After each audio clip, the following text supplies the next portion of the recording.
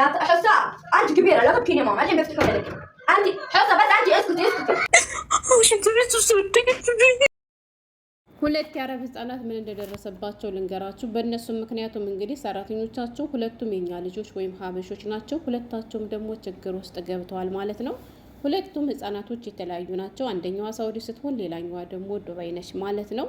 ግን የሀገሬ ልጆች አንደኛዋን እህታችን በጣም እንደደበደቧት እየተነገረ ነው። ሌላኛዋን እህታችን ደግሞ እንግዲህ ራሷን ከአንደበቷ እንደሰማችኋት ያው ከላዋ ላይ በር ተቆልፎባታል። አሰሪዎቿ ደግሞ ጉዳት የደረሰባት ልጃቸውን ይዘው ሐኪም ቤት እንደሄዱ ተናግራለች። እሷ ደግሞ አሁን የተጨነቀችው ከሐኪም ቤት መልስ ምን ያደርጉኝ ይሆን ብላ ነው ማለት ነው።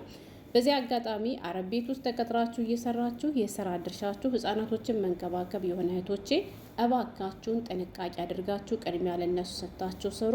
አሰላሙ አለይኩም ወራህመቱላሂ ወበረካቱ። ክርስቲያን ወገኖቼ ሰላም ብያለሁ። እንዴት ናችሁ? እኔ ያለው አልሐምዱሊላህ።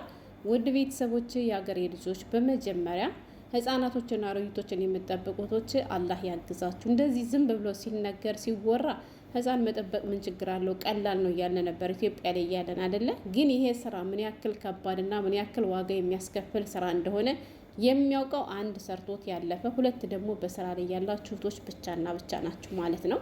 እውነት ለመናገር ከአረብ ሀገር ስራ ፈታኙና ከባዱ ስራ ምንድን ነው ተብሎ ብጠየቅ እኔ ህጻናቶችን መንከባከብ ነው። ይሄን ብላችሁ የቻልኩት እኔ ከመሬት ተነስቼ ዝም ብዬ አይደለም። ወላሂ ለ2 ዓመት ከምናምን ያክል ሳውዲ አረቢያ ላይ እኔም ዋጋ ከፍያለሁ። ባለቀሱም በሳቁም ቁጥር ኪሎ ነበር የምቀንሰው። የሀገሬ ልጆች በጥቅሉ ምን አደከማችሁ? የአረብ ልጅ ከመጠበቅ ወላሂ ነው የምላችሁ የኢትዮጵያ ጦጣና ዝንጀሮ ወይንም ፍየልና በጎችን መጠበቅ ይቀላል። ይሄንም ያልኳችሁ ሁለቱንም እየጠበቅኩ ያደግኩ ልጅ ስለሆንኩ ነው ማለት ነው። ብቻ አላህ ይጠብቃችሁ ከክፉ ነገር። እንግዲህ ውድ ቤተሰቦቼ ዱባይ ላይ ያለችው ልጅ ላስቀድምላችሁ። ትናንትና ነው እሷ ደግሞ ስትናገር የሰማኋት። የምንከባከባት የመዳም ልጅ ድንገት ሀማም ውስጥ ወደቀችብኝ ያለችው ማለት ነው። እና ሀማም ውስጥ ስትወድቅባት እንግዲህ ልጅቷ ተጎድታለች። ግንባሯ አካባቢም እንደደማሽ ተናግራለች ማለት ነው። እንግዲህ እሷ በድንጋጤ እየተርበደበደች ነው የተናገረችው። እና እንግዲህ አሰሪዎቿ ከቤት ስለነበሩ የልጃቸውን መጎዳት ስላዩ ልጃቸውን ይዘው ወደ ሐኪም ቤት ሄደዋል። ሐኪም ቤት ከሄዱም 1 ሰዓት ተኩል ምናምን አለፋቸው። እስካሁን ድረስ አልተመለሱም። ሰውዬም ደግሞ ልጄ የሆነች ነገር ከሆነች አልፋታሽም አልለቅሽም ብሎ በጣም ፎክሮ ተናግሮኝ ከላይ ላይም በር ቆልፎብኝ ሄዷል። ምንድነው ማድረግ ያለብኝ እያለ በጣም በሚያሳዝን ሁኔታ ውስጡና ስትናገር የሰማትን ነው ቀንጨብ አድርጌ ያስደምጥኳችሁ ማለት ነው። እና የሀገሬ ልጆች ተደራራቢ ስራዎችን ልትታዘዙ ትችላላችሁ፣ ግን ምንም ይሁን ምንም ቅድሚያ ለህፃናቶቹ ስጡ ማለት ነው። አቅማችሁ የማይፈቅድ የማይችል ከሆነ ደግሞ ሁለቱንም ስራ ማስሄድ የማትችሉ ከሆነ በግልጥ ላሰሪዎቻችሁ ተናገሩ። እመኑ፣ የምሳ ሰዓት ደርሶባችሁ እየተጣደፋችሁ ምሳ እየሰራችሁ ህፃኗ የሆነ ችግር ቢደርስባት አይ ሰኮ ስራ ላይ ሆና ነው፣ አይ መቅደም ያለበትን እኮ እያስቀደመች ነው አይሏችሁም። አረቦች ወላሂ ነው የምላችሁ። ማለት ማንኛውም ወላጅ በልጁ አይደራደርም፣ ግን እንደ አረቦች ያለ የለም። በህፃኖቻቸው በልጆቻቸው ላይ የሆነ ችግር ከደረሰ መቼም ቢሆን አይፋቷቸው። እናቶች ጥንቃቄ አድርጋችሁ ቅድሚያ ለነሱ ሰጥታችሁ ስሩ ነው የምለው። ለእህታችንም ዱዓ ጸሎት አድርጉላት፣ አለ ካለችበት ጭንቀት ያውጣት ማለት ነው። ሌላኛው እህታችን የሚገርመው የዚህ ተመሳሳይ ቪዲዮ የትናንትና ጁማ ሳምንት ነው አይደለ? እኛ ጋር የነበረች ልጅ ደርሶባት አካፍያቸው ነበረ። ያም ደግሞ የተከሰተው በደቂቃዎች ውስጥ ነው። ከኛ ጋር ቆይታ ህፃኖቹ እየተጫወቱ ነው ብላ ሀማም በሄደችባት 5 ደቂቃ ባልሞላች ውስጥ የተከሰተ ክስተት አካፍያቸው ነበረ። እና መግቢያ ላይ የሆኑ 2 ወንዶች በር እየሰበሩ አሳይቻቸዋለሁ አይደለ? እሱ ምንድነው መሰላችሁ? ከዚህ ቤት የምትሰራው ሰራተኛዋ ኢትዮጵያዊት ነች ማለት ነው። ለዚህም ነው እንግዲህ ተደበደበች የተባለችው። ከዚህ ቤት የምትሰራው ልጅ ናት። ያኔ ህፃኗ በእርግጥ ጉዳት እኮ አልደረሰባትም፣ ግን አንዳንድ አረቦች አለ አይደለ? አላህን ስለማይፈሩ ብቻ መዳሟም እየጮኸች ሰምታችኋታል። ህፃኗ ደግሞ ከውስጡና እያለቀሰች ነው። እና ህፃኗ ነች ሀማም ውስጥ ገብታ በር ቆለፈች ማለት ነው። በመጀመሪያ የት እንዳለች አልታወቀም ነበረ።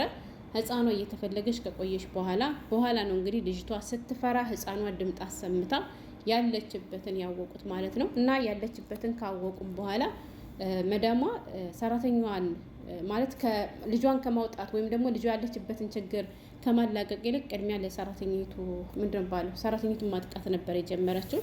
ግን ያው በር መክፈት ፈልገው ነበር። በር መክፈትም አይችሉም። ልክ እኛ በባለፈው እነዚያ ባንጋሊዎች ተጠርተው እንደ በሩን ሰብረው እንዳወጧት ሁሉ እንዳያችሁት እንግዲህ የበሩ መዝጊያ እሱ እየተሰበረ ነበር ህፃናቷን ለማውጣት። እንደዚያም ሆኖ እንግዲህ ብዙ ዋጋ እያስከፈላቸው ነበር። በሩን በቀላሉ መስበር አልቻሉም።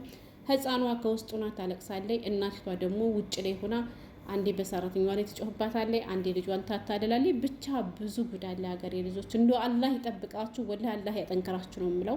እና አሁንም በድጋሚ ማለት የሚፈልገው ነገር ቢኖር ጥንቃቄ አድርጉ። በጣም ፈታኝ ነው ወላሂ። በሳቁን ቁጥር በተጨነቁን ቁጥር ባለቀሱን ቁጥር ኪሎ እየቀነሳችሁ እንደምትኖሩ አውቃለሁ። በቃ እኔ ይሄላችሁ ቻልኩት ዝም ብዬ አይደለም እንዳልኳችሁ። እኔም የመጠብቃት ልጅ ተቃጥላቢ ብዬ አካፍያቸዋለሁ። ይሄን ነገር እያጠብኳት እያለ ነበር እና ገና ህፃን ነች፣ የ6 ወር የ4 ወር እንደዚያ ገና ቁጭ ማለት የምትጀምርበት ሰዓት ላይ ነበርና እና ልጅቷን እያጠብኳት እያለ የሞቀውን ውሃ በእግሯ ስትፈራገጥ ከፈተችብኝ ማለት ነው። ከዛ ወይ ብላ ስታለቅስብኝ ምንድን ነው አልኩ ማለት ነው። ከዚያ በኋላ ግን እጄን እንዲሳረገው ያኔ ፈላሁም ከእጄ ላይም ደርሶ እጄ ሁሉ ተልጦብኝ ነበር ማለት ነው። ከዛ በጣም አለቀሰችብኝ። ስታለቅስብኝ የኔ ሴትዋ ስራ አትሄድም ነበረ ተለብዬ እሷን ቀሰቀስኳት። ግን እሷን ሰምታታለች ስታለቅስ ማለት ነው፣ ቤታቸው ትንሽ ስለነበረች። ከዚያ ሴትዋ ተነሳች። የሳውዲ ሰዎች ደግሞ ለምን እንደሆነ ባላቅም አይታችሁ ከሆነ ዱቄት ፍሬዘር ውስጥ ያስቀምጣሉ ማለት ነው። እና መሬት ላይ ያስቀምጥናት እና ጂቢ ጠሂን ዳخل ፍሬዘር አለች ማለት ነው። ፍሬዘር ውስጥ ያለ ዱቄት ይዘሽ ነው ያለች እና ፍሬዘር ውስጥ ያለውን ዱቄት አምተን እንዳለ በዚህ በመቀመጫው ነው ቅጥልጥል ያለችው ማለት ነው። መዳሜ ደግሞ በዚያን ሰዓት እንዳሁኑ አልነበረም። ሴቶች መኪና አሽከረከሩም፣ እንጃ ፈቃድ ምንም የላትም። የትም የሚወስዳችሁ ሰውየው ነው ማለት ነው። ወይም ደግሞ የእናቷ ሹፌር ነበረ። ከዛ ሰውየው እስከሚመጣ ከስራ እስከሚመለስ ድረስ ያንን ዱቄት በትነንባት ቆየች።